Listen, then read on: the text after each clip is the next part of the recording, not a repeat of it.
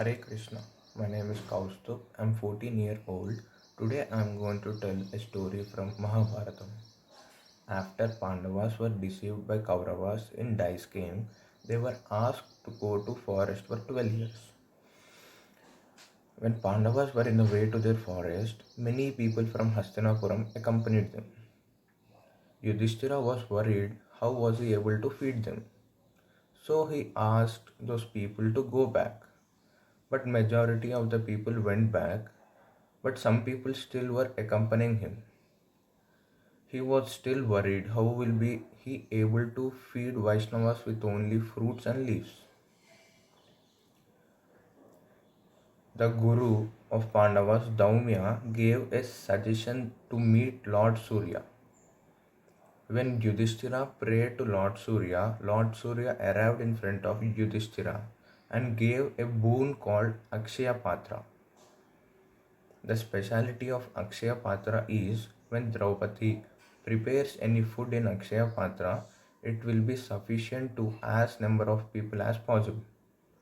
But the only limitation in Akshaya Patra is when Draupadi completes her food, no more new food will be produced until the next day. So it was happily accepted by Yudhishthira and his family. But Duryodhana was surprised how Draupadi can feed all of them. He was waiting for an opportunity to destroy Pandavas. One day, Saint Durvasa with his 1,000 disciples arrived Hastinapuram. As Saint Durvasa was known for his anger, Duryodhana welcomed him nicely and treated him great. He asked Saint Durvasa to go to Pandavas. Saint Durvasa went to Pandavas and told he is going to have some food. Yudhishthira was worried how will he be able to feed him because Draupadi had already ate her food. Yudhishthira told Saint Durvasa to have a bath. Meanwhile, Yudhishthira came to Draupadi and told about this situation.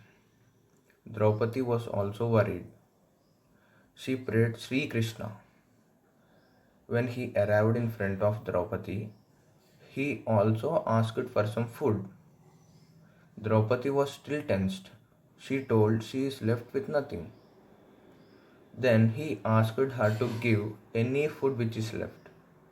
She brought the Akshaya Patra with only 2 rice grains in it.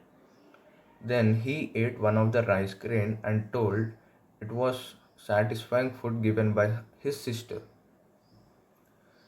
Draupadi was surprised.